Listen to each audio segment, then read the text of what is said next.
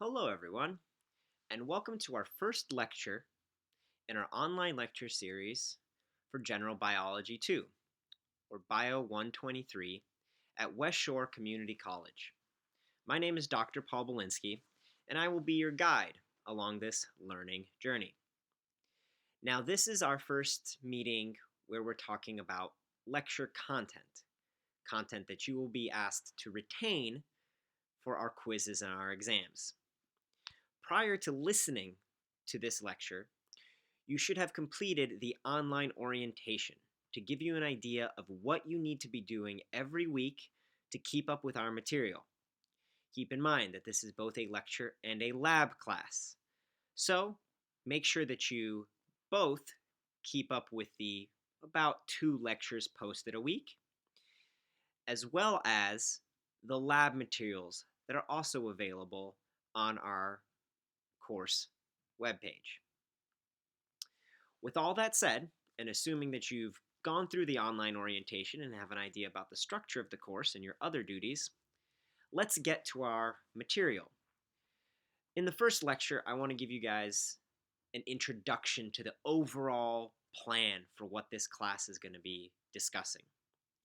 Because it's a good idea to have a zoomed out image of what topics will be important. In Bio 1, if you chose to take that class, we covered ecology, cellular biology, and organismal biology. To complement those 3 major topics, General Biology 2 will discuss transmission genetics, the central dogma of biology, and biodiversity. Those 6 major topics are the same topics discussed in all introductory biology series courses across the world. So that means whether you take this class here in West Michigan, or you take it remotely from some other state in the US, or you take it in Germany, or you take it at Harvard, or you take it at Stanford. No matter where you're taking it, we all discuss the same material because we are all expected as biologists to have the same building blocks, and from here we begin to specialize into different fields of biology. And I can promise you, in completing this course, you will be up to speed with any first year biology student at any college in the world. Heck, you might even outshine them. So today's lecture is introducing us to the topic of a genome and talking about how the genome will play a central role to the story of our entire class. So, for those of you who may have had Bio 1 recently or may never have had Bio 1, what you're looking at here is my poorly drawn, but still representative, cell. In particular, this is a plant cell. Similar to an animal cell, but it's got a couple of different organelles, like a cell wall, very different between plants and animals, and some chloroplasts. But that basic underlying difference, cellularly, is not going to play a huge role in this class. Instead, we're going to focus on what's going on in that organelle, the nucleus. Because the nucleus contains all of our DNA. And this class is a 3-part story of the DNA and the nucleus that holds it. The first story that we're going to tell has to do with how that DNA transfers from generation to generation within a species. So here we have 2 different plant cells, and we know that in those nuclei, they contain 2 copies of their genomes. One they got from mom, one they got from dad. Each copy we refer to as N, because this is its ploidy. So every one of these cells is diploid. And let's go ahead and pretend that this individual cell will end up being mom, and this individual cell will end up being dad to a new generation of a plant. Well, how do we go from a cell that is diploid to some sort of fused new baby plant that is also diploid, or has two copies of its genome? Well, the intermediate step requires somehow that the parents will have their genomes to each have a haploid amount of genetic material, half as much. Then there is some process by which those two haploid cells, the egg and the sperm, fuse in the process of fertilization to make a whole new individual. Now, we go over some of the mechanics of that with topics like meiosis. And just to make sure that you have the necessary building blocks for meiosis, we will very quickly go over the basics of mitosis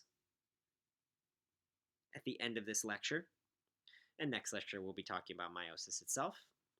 But we go one step further, not only discussing the mechanics here, but also figuring out how we can predict what the baby will look like based on what the parents look like. We call that phenotypic prediction.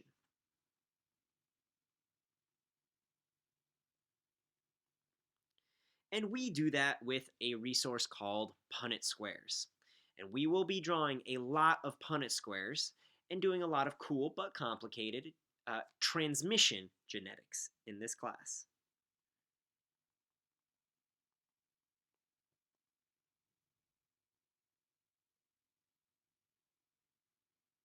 So that's the first part of the class, a discussion of transmission genetics. Once we understand how things go from parents to their children, we then can discuss the actual machinery of DNA. And this has a couple of different aspects, as you can tell by the grayed out blocks. The first aspect of the machinery that we'll talk about is how the DNA within the nucleus, which is a double-stranded helix, you may be familiar with that, is able to copy itself, to go from one copy to two identical copies. And you'll notice here that the coloring is a little bit different on each one of the strands. On each one of the segments of DNA, they have one of the originals and one new darker purple. Now that color indication is not real, that's not how it actually looks. You can't tell what's the old and what's the new, but it just helps us keep track of the way in which the process of DNA replication occurs. So we talk about all of the machinery guiding this process along. But there's more to it. We also discuss how you go from a DNA molecule. Oh, where'd my second strand go here? Must have accidentally deleted that. From a DNA molecule to the messenger molecule, the RNA. And the RNA is what is our temporary building block, temporary instructions that allows our cells to make proteins.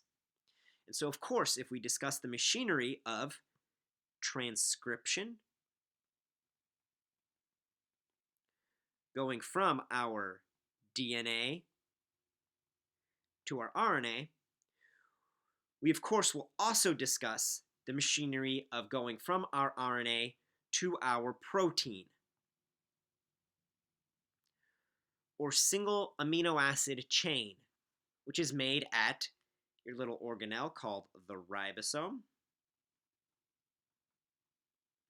in a process called translation. This idea of transcription and translation is also known as the central dogma of biology. The idea that one gene will go on to make one protein. And that protein will go on to have its physiological effect in helping that organism determine what it looks like and how it functions. And so that's our second topic, discussing the machinery of the class. Now, roughly speaking, these two topics will make up just over the first half of the class. So we'll be talking about some molecular components, doing some math, and learning our enzymes for roughly half the class. The remainder of the class is going to talk about our biodiversity.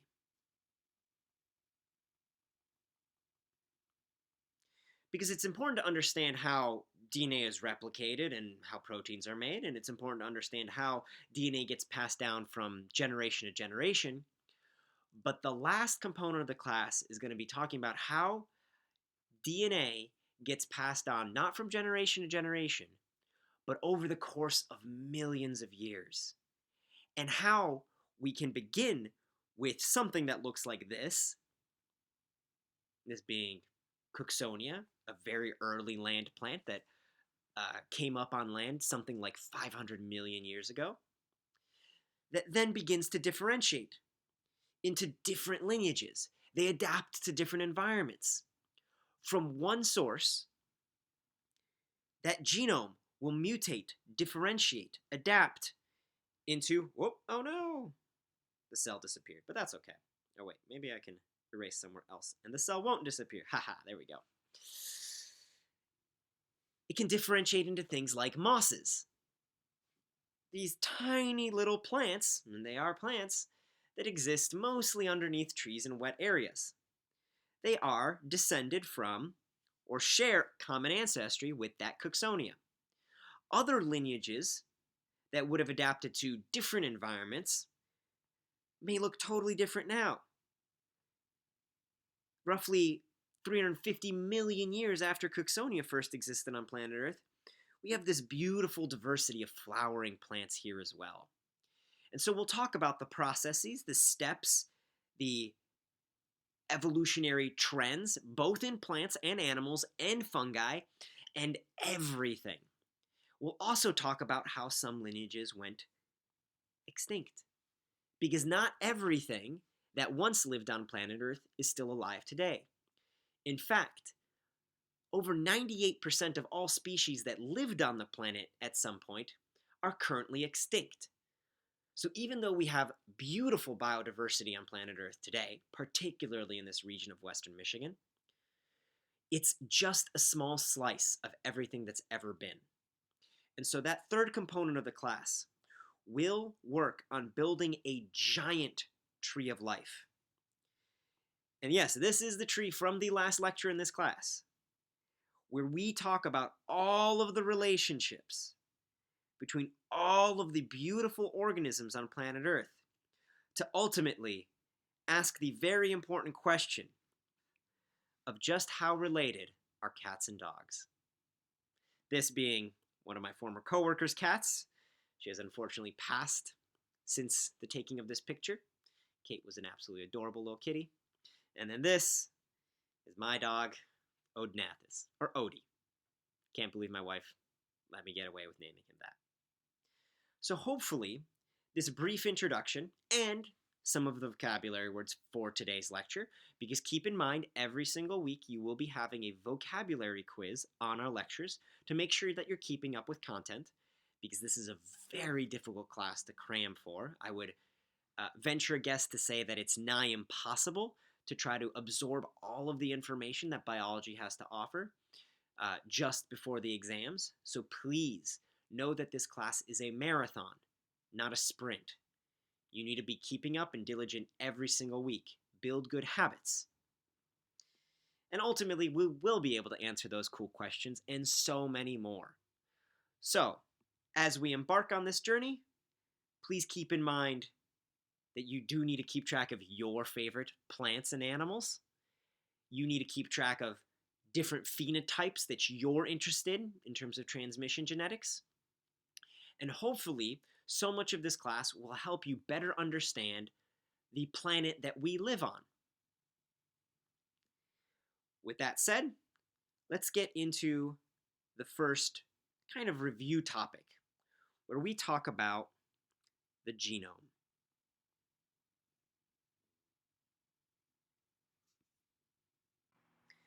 So the genome is fundamentally our simple way of referring to all of the DNA in the nucleus. So it's just the sum of all of that genetic information. And as a reminder, DNA is a double helix structure. Oops, that's a terrible little illustration. Let's try again. A double helix structure that has a ribose or deoxyribose backbone, with deoxy being DNAs and ribose being RNAs. A phosphate group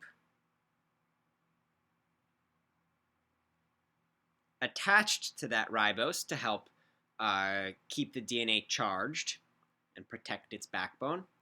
And then a nucleotide in the middle.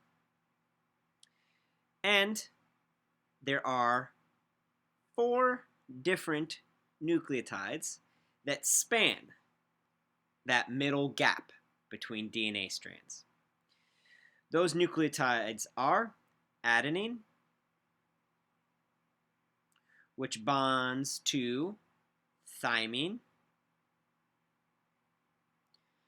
and guanine, which bonds to cytosine.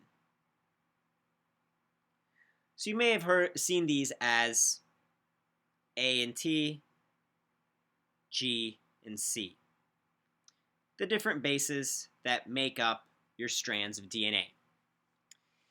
In eukaryotic organisms, or cells that have membrane-bound organelles, DNA is stored in linear chromosomes, whereas in prokaryotic organisms, like bacteria, DNA is stored in circular chromosomes. Don't worry if some of this is new to you. You can always pause the lecture and do some referencing of the textbook on this. Your textbook has a lot of resources on this front. And hopefully, at least a fair bit of this is some good review of what we've discussed before, or what you encountered in previous classes before. Now, those chromosomes are essentially packages of DNA.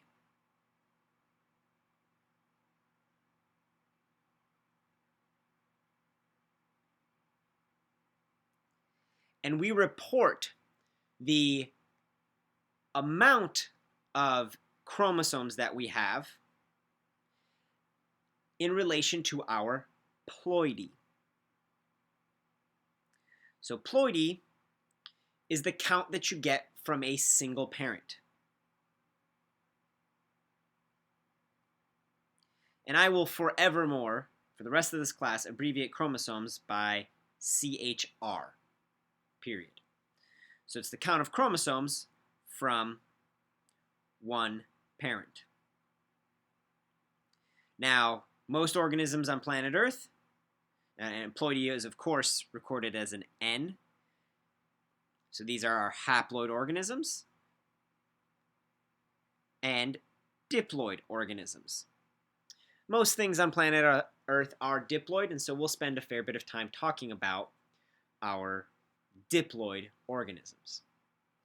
Now, DNA is organized into chromosomes because we want to exchange and shuffle things.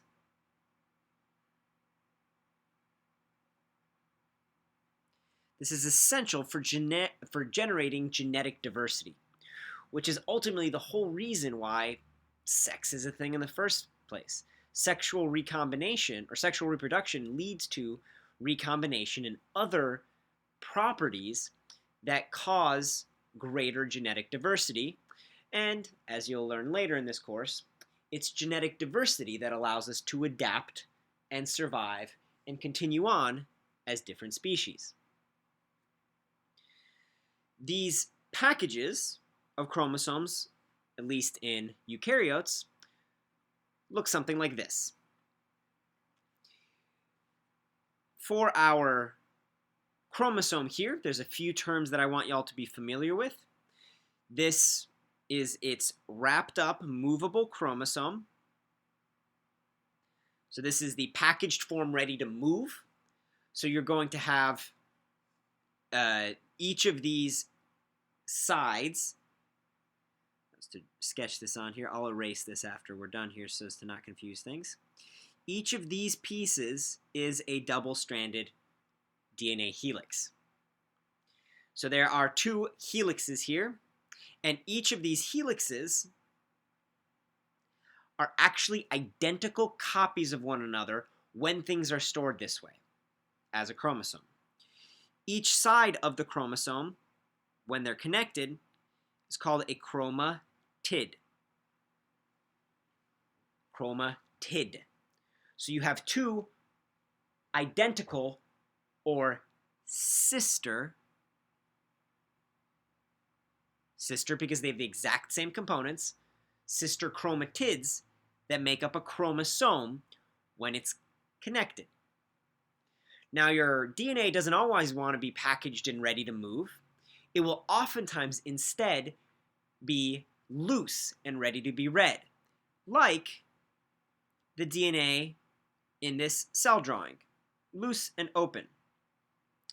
That DNA is chromatin.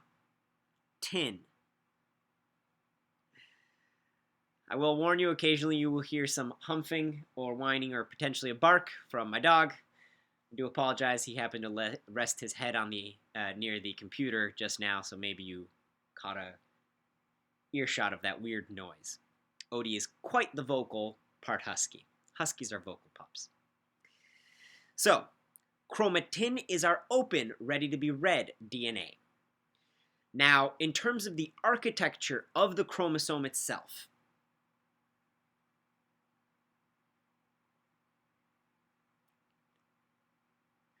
there's a few more vocabulary terms I want y'all to be familiar with, because we're going to be talking a lot about what happens with these chromosomes through the processes of sexual reproduction. These terms give us bearings of what we're looking at and what regions we're talking about. The endpoints of chromosomes are called telomeres. These are highly repetitive pieces of DNA that help protect the ends of chromosomes. And so what do I mean when I say repetitive? Well, and we'll get to this overall genome sizes in a second, but these chromosomes are huge. They're millions of letters long. They're millions of these nucleotides long.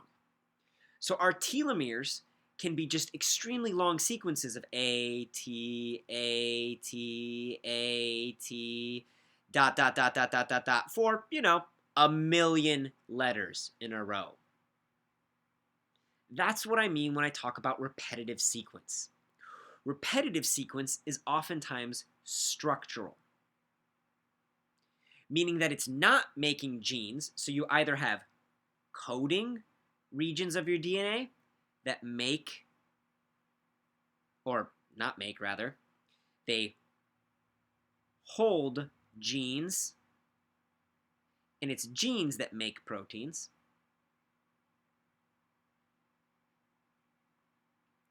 or you have structural / non-coding DNA. And this stuff is more oftentimes repetitive in some capacity. Now, oddly enough, most of the DNA in your genome is actually of this non-coding repetitive stuff, which is weird to think. Most of you is just, or most of your DNA rather, is just there for structures, just there because of history more than anything. Very, very little of the human genome, estimates range from something like 1 to 3%, as coding, and most organisms have greater than 95% non-coding.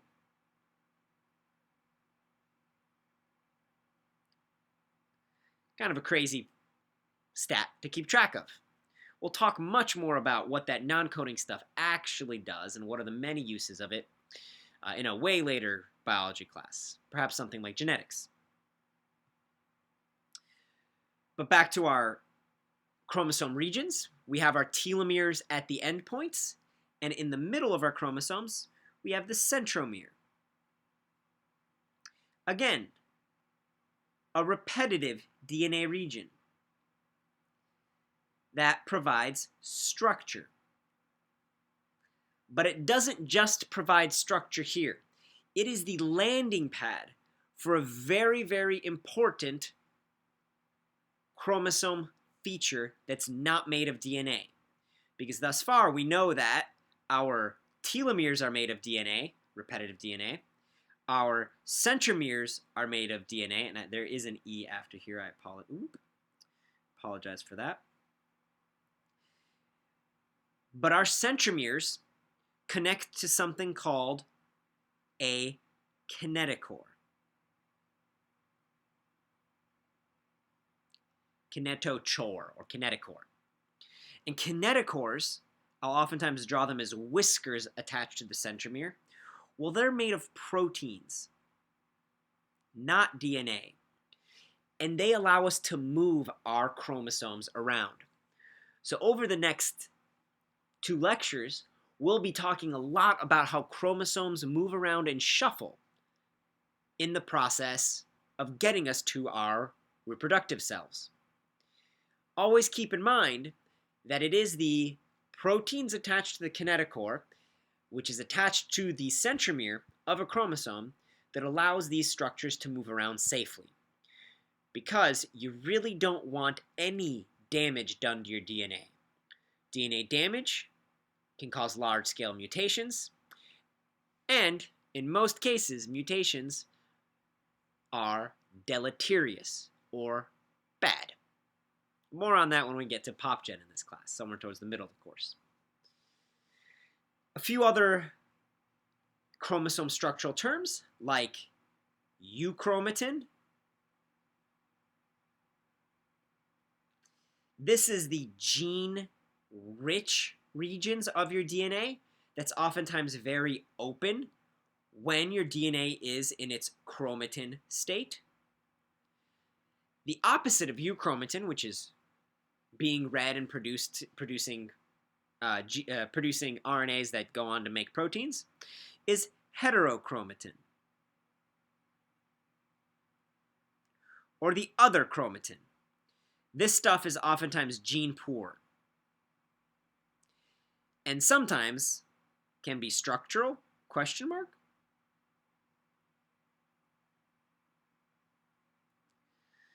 A lot of research is currently going into what actually happens with our heterochromatin. The last locational term on our chromosome, hold on one sec. Our centromeres are considered heterochromatic, and our telomeres are considered heterochromatic. Our chromosome arms, or these regions in between the centromere and the telomere, are considered euchromatic. This will matter later when we talk about recombination. Not just yet, though. These euchromatic regions on chromosomes' arms matter, again, because of recombination, but as you approach the centromere, you start to reduce the amount of recombination that you expect to see. That region, as you're dropping in recombination, is known as the pericentromere. So it's kind of a slow drop in this process of recombination or chromosome shuffling.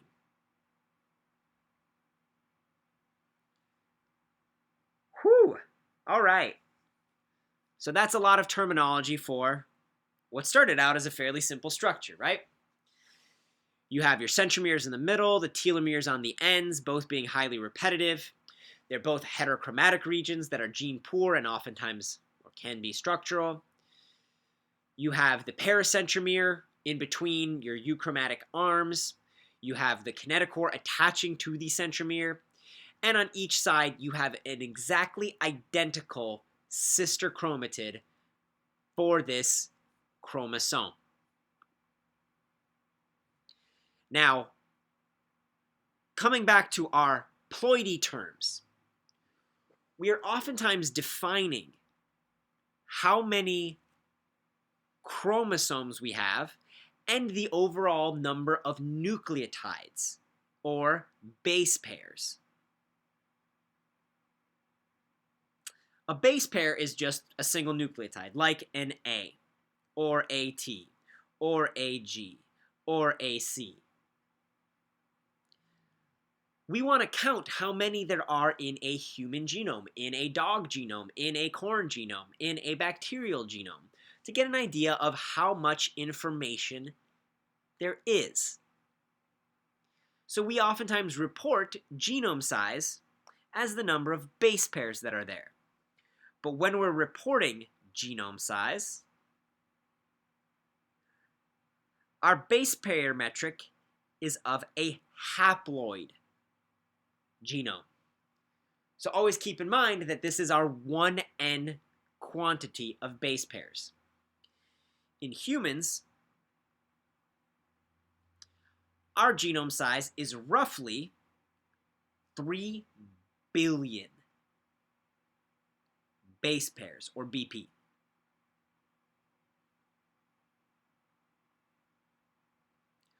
$3 billion of them would define you as a person. But if we were looking at us as diploids, which we should be, know that you get 3 billion from mom, 3 billion from dad, and therefore your diploid number of bases is ultimately 6 billion. There's 6 billion nucleotides in each one of your cell's nuclei. It's mind-blowing, right? Looking at other organisms, like dogs, their genome size actually, kind of randomly, also happens to be about 3 billion bases.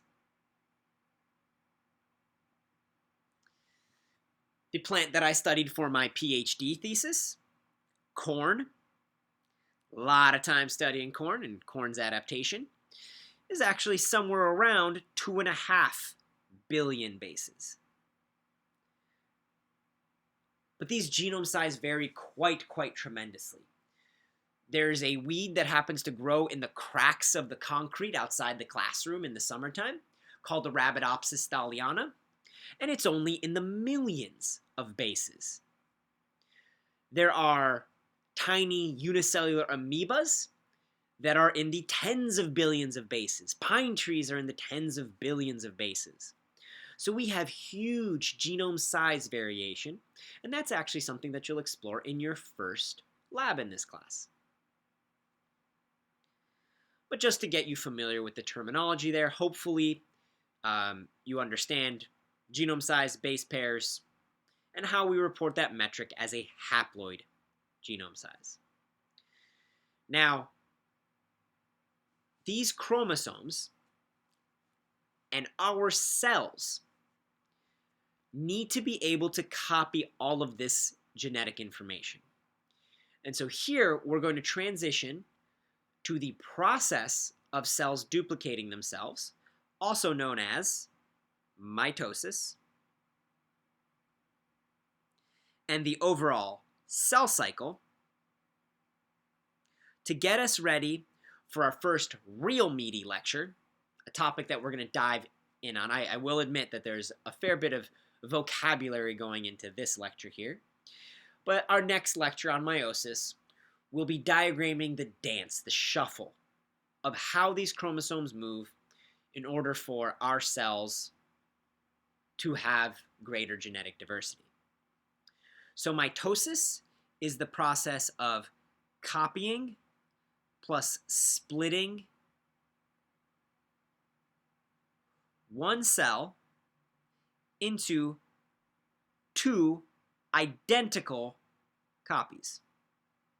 So from one, there are two. The cell cycle is the entire process of mitosis and interphase.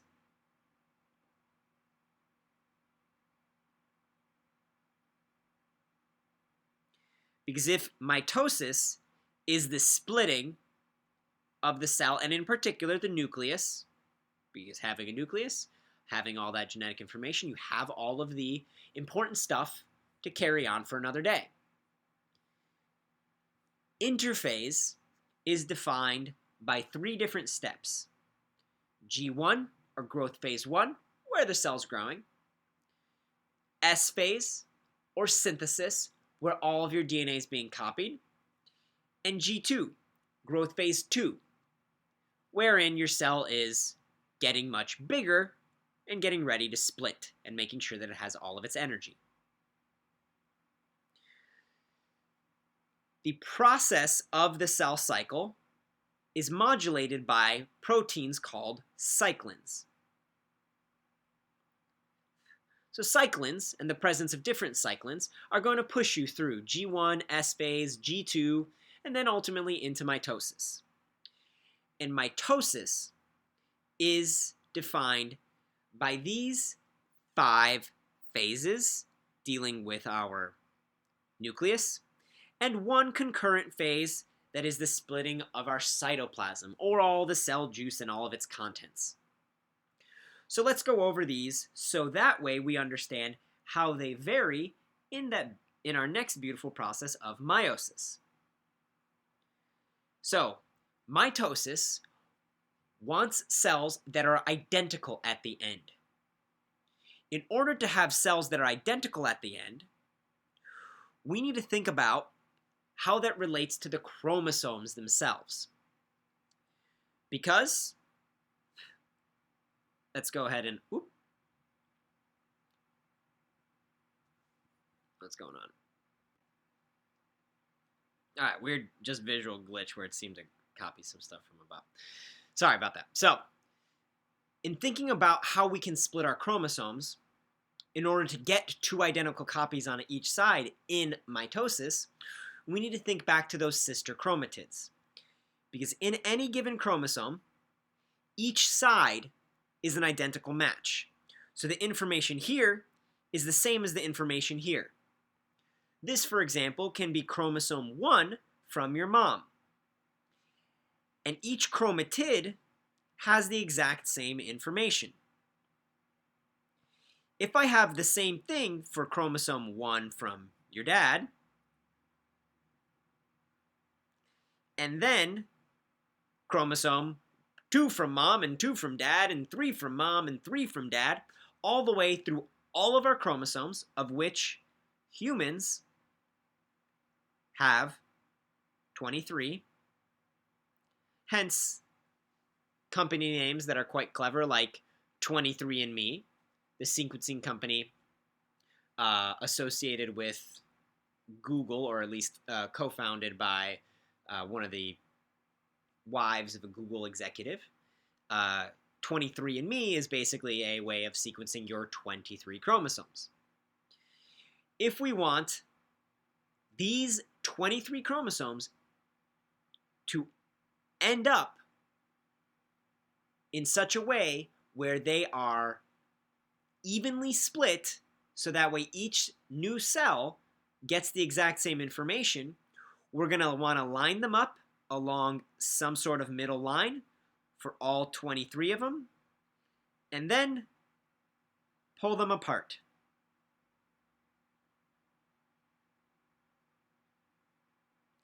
And now, our new bundles of cells have exactly the same genetic information. So voila, basic premise of mitosis. In order to accomplish this, you first begin with growing and accumulating energy, copying all of your chromosomes, which we'll go into greater detail later, but that synthesis phase is essentially where you go from one side of the chromosome to copy it so that way now you have your two sister chromatids.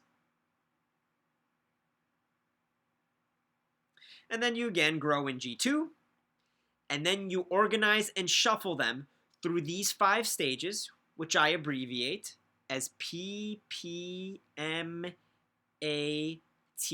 or PPMAT, like you have a little bit of a stutter. So let's go through each of these phases. In prophase, or the before phase, you have chromosomes condensing and becoming visible. So chromatin is turning into chromosomes. The machinery, the ropes that move chromosomes around, the spindle fibers begin to form. And then the bag around the DNA, the bag around the chromosomes disappears, meaning the nuclear envelope breaks down.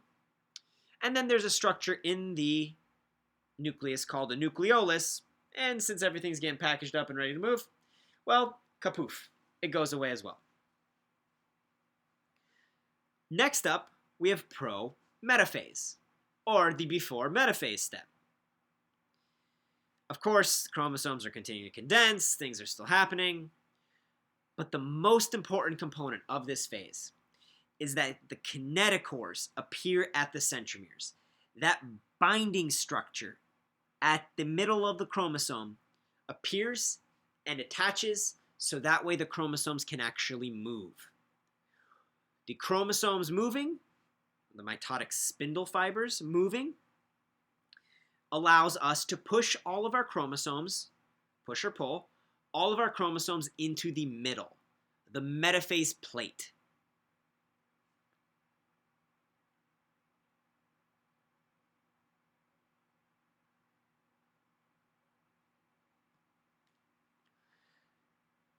When lined up along the metaphase plate, as a human being, you will have all of your chromosomes. Keep in mind your haploid number is 23, therefore your diploid number is 46.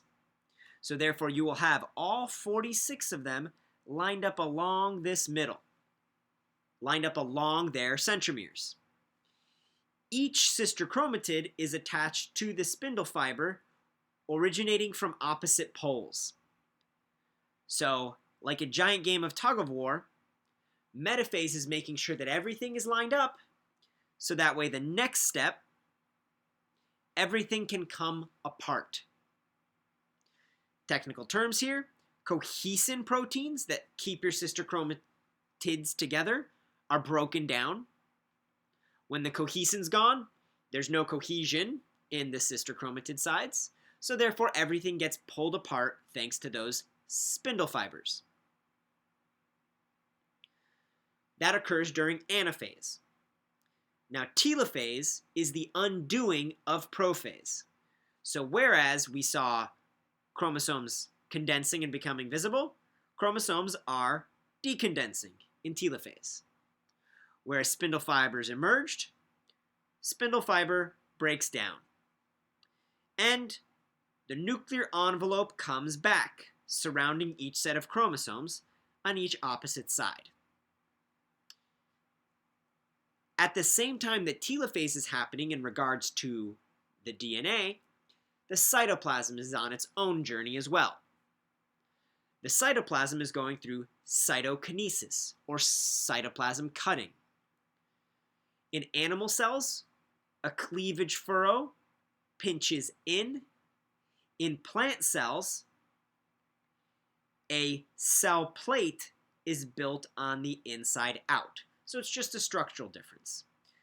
Animal cells are squishy, no cell wall, so therefore we pinch them from the outside in. And plant cells are rigid because of that cell wall, and therefore we build the wall from the middle out, separating our cells. So those are our 5 mitotic steps with simultaneous cytokinesis. Prophase being the before, prometaphase meaning the right before metaphase where kinetochores have formed and allows chromosomes to be moved. Metaphase where everything is lined up along that metaphase plate. lined up along the middle. Anaphase with its whole bunch of anarchy where everything is flying apart to opposite sides. Those sister chromatids, no longer connected together by the protein cohesin, are pulled apart and migrate so that way we have the same genetic information on each opposite side of our once one cell. In telophase, prophase is undone.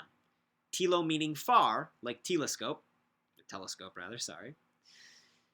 And things are happening far apart from one another. You can see visualizations of what this looks like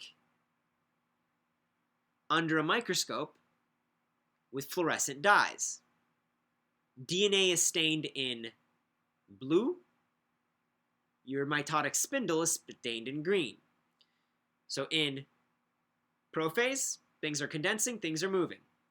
In prometaphase, it's a longer process and you see more condensed DNA and you see more centralized, oops, I should grab white here. You see more centralized opposite poles. In metaphase, look how beautifully aligned these things are. These centrosomes are in opposite poles. The spindle's attaching to a giant glob of DNA that we actually know are each of our 46 chromosomes, with sister chromatids lined up on opposite sides. In anaphase, that DNA is pulled apart to opposite sides. And in telophase, everything starts to unwind and break apart. Now, I introduced y'all, perhaps refreshed y'all on this process of mitosis because we need to understand the basics of PPMAT in order to understand how meiosis is able to generate genetically unique cells that are not diploids, but haploids. So, as a precursor to what's coming next, meiosis wants genetically unique cells that are haploid or have half the amount of genetic information.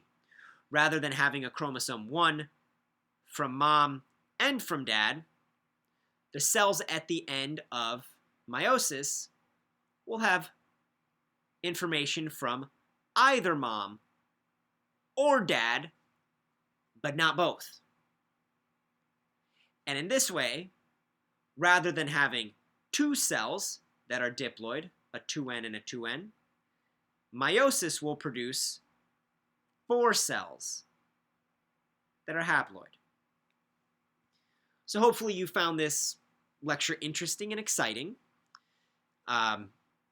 Hopefully the format is to your liking. I do expect that you are pausing the video many different times throughout the lecture to copy what I'm saying down so that way you can help devote it to memory. Because I don't really waste words in these lectures. I hope that you keep track of these stories because the best way to ensure your success in this class is that you're able to tell me these stories back, right?